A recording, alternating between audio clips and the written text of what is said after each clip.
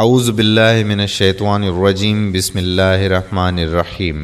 دوستو، معاشرہ انسانوں سے تشکیل پاتا ہے اور انسان اپنے اعمال اور عادات و اخلاق سے جانے جاتے ہیں۔ اعمال و اخلاق عقیدے کی بنا پر وجود میں آتے ہیں۔ عقیدہ شریعت دیتی ہے۔ جو جتنا شریعت کے قریب ہوگا اس کے اعمال و اخلاق اتنے ہی بلند ہوں گے، اور جو اس سے جتنا دور ہوگا اس کے عادات و اخلاق اتنے ہی رذیل اور تکلیف دہ ہوں گے۔ ان تکلیف دہ اعمال میں ایک عمل جھوٹ ہے، جو کہ خود بولنے والے کے لیے آخرکار شرمندگی کا باعث ہوتا ہے، اور جس پر بولا جائے اس کے لیے وقتی پریشانی کا سبب تو ضرور بنتا ہے، مگر آخری فتح ہمیشہ سچ کی ہوتی ہے۔ کسی بھی معاشرے کی ترقی اور سکون کے لیے ضروری ہے کہ وہاں کے رہنے والوں کو ایک دوسرے پر اعتماد ہو، وہ ایک دوسرے پر بھروسہ کرتے ہوں اور انہیں ایک دوسرے کی باتوں پر یقین ہو۔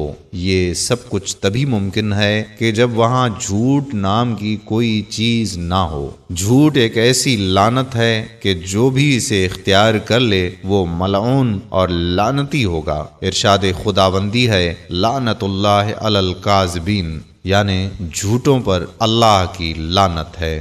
دوستو، آج کی اس ویڈیو میں جھوٹ کی اقسام پر بات ہوگی، اس کی قباحت پر بات ہوگی، جھوٹ پر قرآن اور احادیث کیا کہتی ہیں، اس حوالے سے آج کی اس ویڈیو میں آپ سے بات کریں گے۔ لیکن اس سے قبل میرے پیارے دوستو، آپ سے گزارش کرتے چلیں کہ اگر آپ نے ابھی تک ہمارا چینل راہ حیات سبسکرائب نہیں کیا تو سب سے پہلے ہمارے چینل راہ حیات کو سبسکرائب کر کے گھنٹی کے بٹن کو بھی پریس کر دیں، تاکہ ہماری نئی آنے والی ویڈیوز کا نوٹیفیکیشن آپ کو بر وقت ملتا رہے۔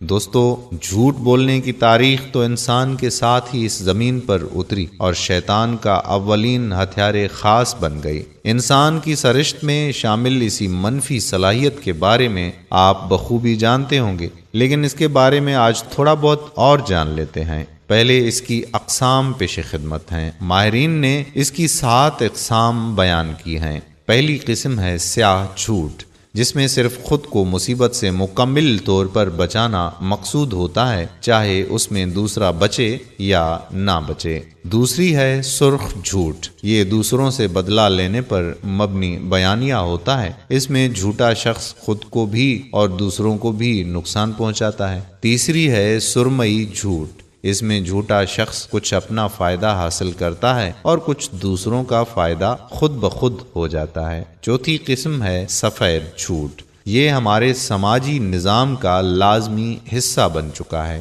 جس میں کسی کو جذباتی طور پر درد دینے سے بچانے کے لیے بولتے ہیں۔ تشدد اور جارحانہ رویے سے بچنے کے لیے ہر کوئی سفید جھوٹ بولتا ہے۔ مثلا نہ چاہتے ہوئے بھی کسی کے برے لباس کی تعریف کرنا پڑتی ہے کہ وہ بہت اچھا ہے۔ پانچویں قسم ہے مفاد پر مبنی جھوٹ، اس میں ڈاکٹر قریب المرگ مریضوں اور ان کے لواحقین کو مریض کی حقیقی حالت سے آگاہ نہیں کرتے۔ چھٹی قسم ہے کینہ پرور جھوٹ، یہ جھوٹ کی خطرناک شکل ہے، جس میں جھوٹا شخص ذاتی مفاد کے لیے معاملات کو مخفی رکھتا ہے اور جھوٹ بولتا ہے۔ ساتویں قسم ہے دغا بازی پر مبنی جھوٹ، اس قسم میں جھوٹا شخص افواہ سازی کا کارخانہ بن جاتا ہے، جس میں وہ اپنے شکار کے کردار اور ساکھ سمیت کو نشانے پر لے لیتا ہے، جس کے نتائج بہت ہی خوفناک ثابت ہوتے ہیں۔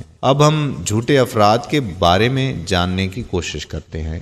ماہرین نے جھوٹے کی پہچان میں آسانی کے لیے جھوٹے کی اقسام بھی بیان کی ہیں۔ پہلی قسم ہے فطری جھوٹا، جس کو اپنے جھوٹ بولنے میں مہارت پر یقین ہو اور وہ تسلسل سے اس پر عمل پیرا ہو۔ دوسری قسم ہے غیر فطری جھوٹا، یہ وہ جھوٹا ہوتا ہے جسے بچپن میں ہی اس کے والدین یقین دلا دیتے ہیں کہ وہ جھوٹ نہیں بول سکتا۔ تیسری قسم ہے عاشق جھوٹا، یہ جھوٹوں کا سلطان ہوتا ہے، یہ ہر سچ کو چھپانے میں نہ صرف ماہر ہوتے ہیں بلکہ ایک جھوٹ کو مزید غلط بیانیوں کی ہزاروں تہوں میں چھپانے کے لیے ہر سطح پر جاتے ہیں۔ اپنی پرکشش شخصیت کو استعمال کرتے ہوئے اور جنس مخالف کو بھی جیتنے کا فن خوب جانتے ہیں۔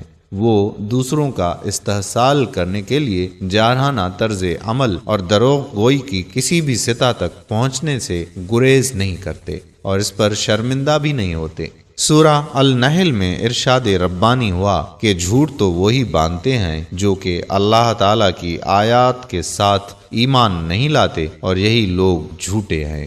دوستو، آج کے دور میں جھوٹ ہماری رگ رگ میں سمایا ہوا ہے۔ روزانہ کتنے ہی بہانے اسی بنیاد پر گھڑے جاتے ہیں۔ اسکول کا کام نہ کرنے کا الزام، بیماری پر دفتر سے غیر حاضری کے لیے کسی رشتہ دار کو مار دینا، ٹریفک کے جرمانے سے بچنے کے لیے بہانہ، حتیٰ کہ کسی کی عارضی خوشی کے لیے اس سے جھوٹ بولنا عام ہو گیا ہے۔ جب ایک عادت روزمرہ زندگی کا اتنا بڑا حصہ بن جائے تو پھر کیا مسئلہ ہے؟ مسئلہ یہ ہے کہ ایک بے ضرر سا جھوٹ بھی ایک جھوٹے نظام کو تقویت بخشتا ہے۔ جھوٹ کے عام ہونے سے سیاسی رہنماؤں سے لے کر مذہبی رہنماؤں پر اعتماد ختم ہو جاتا ہے۔ جب آپ کے سامنے کوئی بڑی سے بڑی شخصیت بھی جھوٹ بولتی ہے تو آپ کا ایمان بھی متزلزل ہو جاتا ہے اور جھوٹ کو نبھانے کے لیے انتھک محنت کرنی پڑتی ہے۔ جھوٹ ایک بھاری ذہنی بوجھ ہوتا ہے۔ ہر وقت خیال رکھنا پڑتا ہے کہ کہیں بے خیالی میں سچ منہ سے نہ نکل جائے۔ کبھی ایک جھوٹ کو نبھانے کے لیے کئی جھوٹ بولنے پڑتے ہیں۔ اس سے کہانی میں جھول آ جاتا ہے اور پھر پکڑے جانے کا خوف ساری زندگی رہتا ہے کہ جھوٹ کا پول نہ کھل جائے۔ جھوٹ کی کہانی میں کئی لوگوں سے مختلف باتیں ہوتی ہیں۔ اب ہر وقت یہی دھڑکا لگا رہتا ہے کہ پتہ نہیں کب کس کو سچ کا پتہ چل جائے۔ اس کے مقابلے میں سچ بولنے میں اس قسم کی کوئی جھنجھٹ نہیں ہوتی۔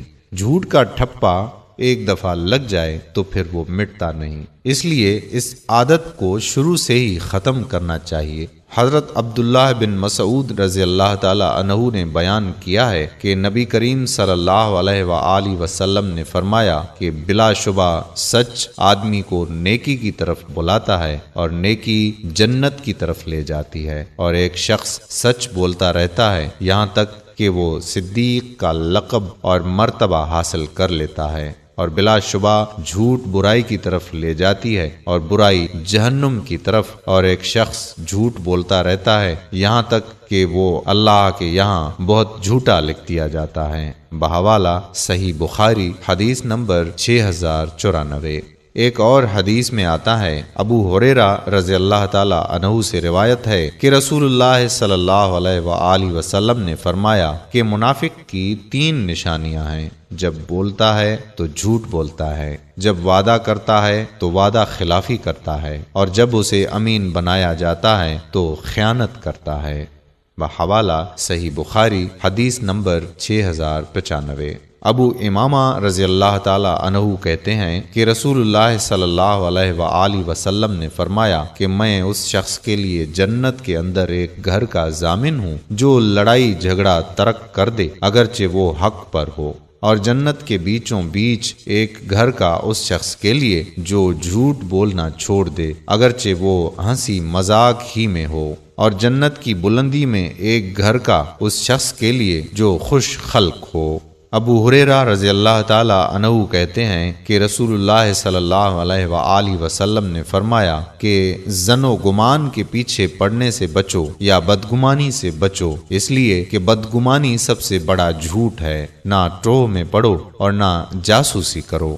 ام کلثوم رضی اللہ تعالی عنہا کہتی ہیں کہ نبی اکرم صلی اللہ علیہ وآلہ وسلم نے فرمایا کہ اس نے جھوٹ نہیں بولا جس نے 2 آدمیوں میں صلح کرانے کے لیے کوئی بات خود سے بنا کر کہی۔ احمد بن محمد اور مسدد کی روایت میں ہے کہ وہ جھوٹا نہیں جس نے لوگوں میں صلح کرائی اور کوئی اچھی بات کہی یا کوئی اچھی بات پہنچائی۔ بحوالہ صحیح بخاری الصلح 2692۔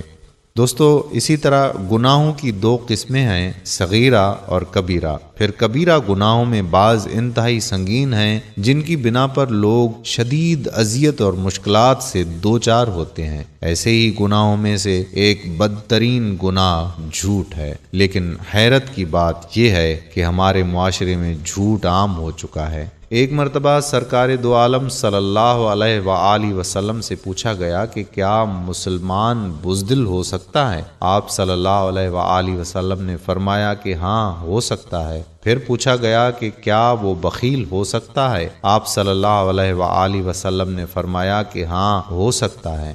پھر پوچھا گیا کہ کیا وہ جھوٹا ہو سکتا ہے؟ آپ صلی اللہ علیہ وآلہ وسلم نے فرمایا کہ نہیں، جھوٹا نہیں ہو سکتا۔ تو میرے دوستو ذرا سوچئے کہ جب ہمارے آقا نے یہ کہا ہے کہ مسلمان جھوٹا نہیں ہو سکتا، تو آج کے اس دور میں ہم جھوٹ بول بول کر کس صف میں کھڑے ہیں؟